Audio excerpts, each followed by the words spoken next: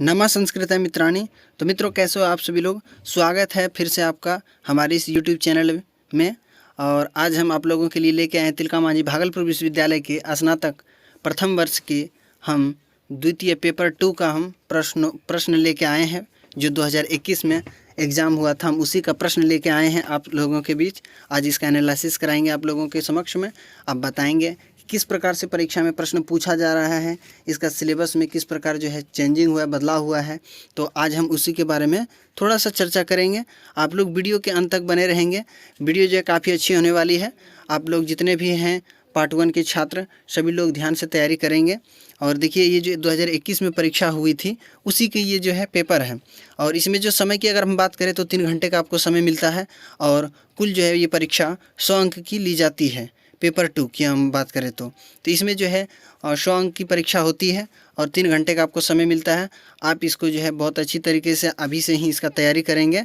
और चलिए आप वीडियो में बने रहेंगे। वीडियो बहुत ही अच्छी होने वाली है। इसमें देखिए सभी प्रश्नों का उत्तर देना है, सभी प्रश्नों के उत्तर देना है। इसमें देखिए सबसे पहले जो है 10 जो है वस्तुनिष्ठ प्रश्न पूछे जाते हैं। पेपर 1 में भी 10 वस्तुनिष्ठ प्रश्न पूछे जा रहे थे और पेपर 2 में भी वही है, लेकिन कुछ चेंजिंग है हम जो कि आपको वीडियो में बताएंगे। और उसी के क्रम में जो है इसमें जो है प्रत्येक प्रश्न के लिए आपको 2 अंक दिया जाता है। 10 प्रश्न जो पूछे जाते हैं उसमें से 2 अंक के लिए 2 अंक प्रत्येक प्रश्न का मिलता है। और कुल मिला के अगर हम अंक की बात करें तो 20 अंक का जो है आपको वस्तुनिष्ठ प्रश्न का हो गया। तो पहला जो प्रश्न है, पहला प्रश्न है आपका, निम्नांकित प्रश्नों के दिए गए 4 विकल्पों में से सही का उत्तर जो चुन के लिखना है कि 4 विकल्प में से कौन सा सही होगा।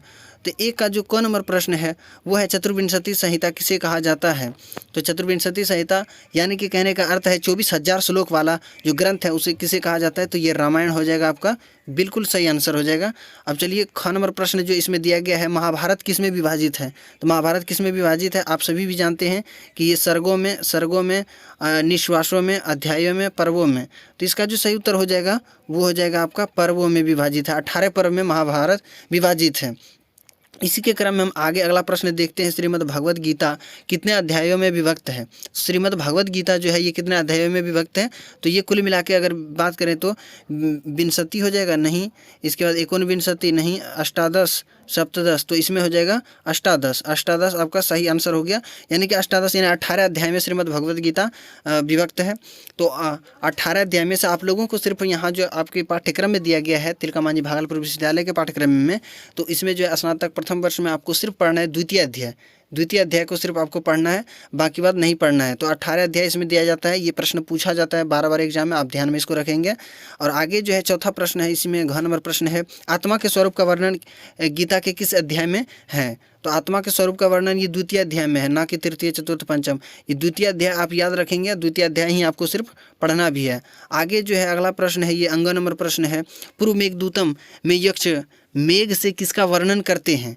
पूर्व मेघदूत में जो यक्ष मेघ से किसका वर्णन करते हैं। तो उज्जैनी का, मेघमार का, यक्षिणी का और अलकापुरी का। तो इसमें जो आपका सही आंसर हो जाएगा, ये सही उत्तर ये मेघमार्ग हो जाएगा, यानी मेघमार्ग इसका बिल्कुल सही उत्तर हो गया। अब आगे बढ़ते हैं। आगे इसी के क्रम में 4 नंबर प्रश्न है कि यक्ष शापित होकर कहाँ निवास करता है। ये प्रश्न आपको ध्यान में रखना है कि शापित होकर वे कुरुक्षेत्र में भी निवास नहीं करते थे, अलकापुरी, मगध इसमें भी नहीं, यानी कि रामगिरी पर्वत पर ये निवास करने लगे। ठीक है, तो यक्ष शापित होकर कहाँ निवास करने लगे, तो रामगिरी पर्वत। इसको आप याद रखेंगे, बिल्कुल ध्यान में रखेंगे। 4 नंबर प्रश्न हो गया। 6 नंबर प्रश्न है इसी के क्रम में, पूर्व मेघदूतम में किस छंद का प्रयोग हुआ है। पूर्व मेघदूतम में किस छंद का प्रयोग हुआ है। शिखरिणी छंद, वंशज छंद, मंदाक्रांता, वसंत तिलका। तो इसमें हो जाएगा वसंत तिलका छंद का प्रयोग हुआ है। पूरे पूर्व मेघदूत में जो है मंदाक्रांता छंद का ही प्रयोग हुआ है। ये पूर्व मेघदूत जो है ये कालिदास के द्वारा इसको जो है लिखा गया है। और इसी के क्रम में हम आगे पढ़ते हैं, किरातार्जुनीयम में हितम मनोहारी च दुर्लभम बचा किसने कहा था। तो इसमें जो विकल्प दिया गया है, युधिष्ठिर ने, वनेचर ने, द्रौपदी ने, कृष्ण ने। तो इसका जो सही आंसर हो जाएगा वो हो जाएगा आपका वनेचर, यानी वनेचर इसका सही उत्तर हो जाएगा। अगला प्रश्न की ओर बढ़ते हैं। 6 नंबर प्रश्न है, किरातार्जुनीय में वनेचर किसका दूत है? तो किरातार्जुनीय में जो है वनेचर किसका दूत है? तो ये देखिए कृष्ण का, दुर्योधन का, धृतराष्ट्र का, युधिष्ठिर का।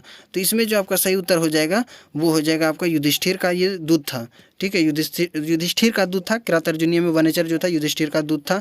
अगले प्रश्न की ओर बढ़ते हैं। किरातार्जुनीय में प्रधान रूप से किस रस का वर्णन है? तो इसमें करुण रस है, वीर रस है, रौद्र रस है और हास रस है। तो इसमें जो प्रयोग हुआ था वो वीर रस आप ध्यान में रखेंगे, ये बिल्कुल सही उत्तर है।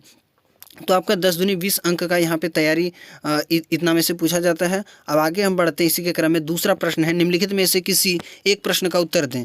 तो देखिए यहाँ पे आपको 3 प्रश्न दिया गया है, क नंबर, ख नंबर, ग नंबर। क नंबर है कि रामायण के रचना काल का निर्धारण करें। इसी के क्रम में है पुराणों के महत्व को प्रतिपादित करें। इसके बाद तीसरा जो प्रश्न पूछा जाता है, गीति काव्य के उद्भव और विकास पर प्रकाश डालें। तो इसमें कह रहा है कि इन्हीं एक का जो है किसी एक प्रश्न का उत्तर देना है आपको, जो कि 10 अंक का पूछा जाता है। इसको जो है आपको तैयारी बहुत ही ध्यान से करना होगा और बहुत ही अच्छी तरीके से। इसमें जो है आपको लॉन्ग क्वेश्चन है, थोड़ा सा ध्यान में रखते हुए इसको लिखना है। और इसी के क्रम में आगे हम तीसरा प्रश्न जब देखते हैं तो किन्हीं 2 पर टिप्पणियाँ लिखें। किन्हीं 2 पर टिप्पणियाँ लिखना है। जो कुल इसमें से जैसे कालिदास है, भारवी है, महाकाव्य है और रूपक है, इसमें से हमें किसी 2 पर जो है टिप्पणी लिखना है। तो 2 पर टिप्पणी लिखना है यानी कि उसके बारे में सूक्ष्म जानकारियाँ देनी है, उसके बारे में कम से कम बातों में हमें पूरे वाक्य को बताना है, कम से कम शब्दों में पूरे बात को हमें बता देना है। इसी को टिप्पणियाँ कहते हैं। और प्रत्येक जो है 3 अंक के होते हैं। प्रत्येक जो पूछा जाता है 3 अंक के, या तो आप कालिदास भारवी बनाएंगे तो दोनों में 3-3 अंक मिलेंगे आपको, यानी 6 नंबर आपको इसमें मिल जाएंगे। तो आगे बढ़ते हैं इसी के क्रम में, आपको उसमें से कोई 2 बनाना है। चौथा प्रश्न है, निम्नांकित प्रश्नों के उत्तर दें। गीता के देखिए इसी में देखिए गीता के द्वितीय अध्याय के आधार पर आत्मा के अमृत्व पर प्रकाश डालें। ये क्वेश्चन बनाना है। अथवा करके दिया गया है। गीता के द्वितीय अध्याय का सारांश लिखें। गीता के द्वितीय अध्याय का सारांश लिखें। तो ये दोनों में से कोई प्रश्न आपको बना लेना है, कोई एक प्रश्न आपको बनाना है। इसमें जो है आपको 6 अंक मिलेंगे। ठीक है, इसमें आपको 6 अंक मिलेंगे। और इसी के क्रम में हम आगे बढ़ते हैं। फिर मेघदूत से प्रश्न आता है, मेघदूतम से। तो मेघदूतम के आधार पर मेघ मार्ग का वर्णन करें और अथवा उपमा कालिदासस्य उक्ति की समीक्षा करें। इसमें देखिए ये जो प्रश्न दिया गया है मेघदूतम के आधार पर मेघ मार्ग का वर्णन, ये हर वर्ष पूछा जाता है, बहुत ही महत्वपूर्ण प्रश्न है। और ये देखिए 12 अंक का जो पूछा जाता है, ये 12 अंक का कुल मिला के पूछा जाता है। तो ये जो है अपने आप में बहुत मायने रखता है 12 अंक, इसलिए आप इसको बहुत ही ध्यान में रखेंगे। इसमें इन दोनों में से कोई आपको एक बनाना है। ठीक है, और आगे इसी के क्रम में जो ग नंबर प्रश्न है, ये भी देखिए 12 अंक का पूछा जाता है किरातार्जुनीयम से। ठीक है, गीता से हालांकि उतना अंक नहीं, ये जो मायने रखता है आपका किरातार्जुनीयम और मेघदूतम। तो इसमें देखिए युधिष्ठिर के प्रति द्रौपदी की उक्ति लिखें। अथवा करके दिया गया है भारवी की काव्य शैली पर प्रकाश डालें। भारवी की काव्य शैली पर प्रकाश डालें। तो इन दोनों में से कोई एक बनाना है। इसमें भी आपको 12 अंक मिलेंगे। ये सभी प्रश्न को आप बढ़िया से तैयार कर लेंगे। सबको हिंदी में ही लिखना है और हिंदी में लिखने के क्रम में आपको बीच बीच में श्लोक भी डालना है, ताकि जो है अंक अच्छा मिल सके आप लोगों को। अगला है जो 5वां प्रश्न है, निम्नांकित पद्यों का हिंदी में अनुवाद करें। यानी हिंदी में अनुवाद करना, ये श्लोक दिया गया है। जैसे देखिए पहला जो क नंबर प्रश्न है, इसमें से देखिए प्रत्येक श्लोक आप हिंदी करेंगे तो उसमें से आपको जो है प्रत्येक के लिए 4 अंक मिलेंगे। तो एक श्लोक दिया गया इसमें देखिए, और फिर अथवा करके एक श्लोक दिया गया है। यानी ये दोनों के दोनों श्लोक जो दिए गए हैं, ये दोनों के दोनों जो है गीता से लिया गया श्लोक है। ठीक है, दोनों के दोनों गीता से लिया गया श्लोक है। इसमें से आपको 4 अंक मिलेंगे। इसमें न त्वे वाहम जातु नाशम, ये वाला श्लोक बनाना है। अथवा ये वाला आपको बना लेना है। वानसासी जीर्णानि यथा विहाय नवानि गृह्णाति नरो अड प्राणी तथा शरीराणी विहाय जीर्णा, ये वाला श्लोक बनाना है आपको। इन दोनों में से कोई एक बनाना है तो आपको इसमें 4 अंक मिलेंगे। फिर इसी के क्रम में आपको जो है ये मेघदूतम का ये श्लोक है, प्रत्यासन्ने नभसि दयिता जीवितालम बनार्थी जिमुतेन स्वकुशलमयीम हरिष्यण प्रवृत्तिम सब प्रत्यर्घय कुटज कुसुमे कल्पितार्घय तस्मै प्रीतः प्रीति प्रमुख वचनम स्वागतम व्याजहार, ये वाला श्लोक बनाना है। इसमें 4 अंक मिलेंगे। अथवा करके भी एक दिया गया है, आपको इसको बना लेना है। उत्पश्यामी द्रुतमपि सखे, ये वाला श्लोक को आपको श्लोक का जो है अर्थ करना हिंदी में, तो आपको 4 अंक इसमें मिल जाएंगे। तो यानी कि 4 अंक गीता वाला श्लोक में हो गया, 4 अंक आपका मेघदूतम वाला श्लोक में हो गया, और फिर 4 अंक जो है आपको मिलेंगे ये वाला श्लोक में, किरातार्जुनीयम का श्लोक में। तो इसमें जो आपको मिलेंगे ये श्लोक, द्विषाम विघाता विधातु मिक्षतो रहस्यनुज्ञाम अधिगम्य भूभृत ससोष्ट बोधारी विशेष शालिनीम विनिश्चतार्थमिति वाचमादते, ये वाला श्लोक बनाना है। अथवा करके दिया गया है, महो जशो मान धनार्चिता, ये वाला श्लोक का हिंदी अर्थ करना है। तो इसमें इसमें भी आपको 4 अंक मिलेंगे। अब आगे चलते हैं। आगे इसी के क्रम में अब छठा प्रश्न जो आ जाता है, निम्नलिखित पद्यों की संस्कृत में व्याख्या करें। देखिए संस्कृत में व्याख्या करने वाला प्रश्न हर वर्ष पूछा जा रहा है और आपको ध्यान में रखते हुए इसको जो है आपको सीख लेनी चाहिए, संस्कृत में ही व्याख्या करना है। ठीक है, तो सबसे पहले आप अनुवाद को अच्छी तरीके से पकड़ में लाएंगे तो धीरे धीरे आपका ये भी हो जाएगा। तो इसमें जो पूछा गया प्रश्न है, क नंबर प्रश्न है कि यम ह्री न, ये वाला श्लोक दिया गया है, अथवा करके दिया गया आपका देहिनो देहिनो अस्मन्यथा देहे कुमारम यौवनम जरा तथा देहांतर प्राप्तिर धीरस तत्र मुह न मुह्यति। तो ये वाला श्लोक दिया गया है, दोनों जो है गीता का ही श्लोक है। इन दोनों में से किसी एक का व्याख्या करना है आपको। इसमें जो है आपको कुल मिला के 6 अंक जो है आपको मिलेंगे। इसी के क्रम में फिर आगे जो है 6 का क हो गया, ये 6 का ख नंबर प्रश्न है, तस्मिन् अद्रो कतिचिद अबला विप्रयुक्त शकामिनीत्वा माषण कनक वलय भ्रंश रिक्त प्रकोष्ठ आषाढ़स्य प्रथम दिवसे मेघमास लिष्ट सानुबप्र क्रीड़ा परिणत गज प्रेक्षणीयम ददर्श।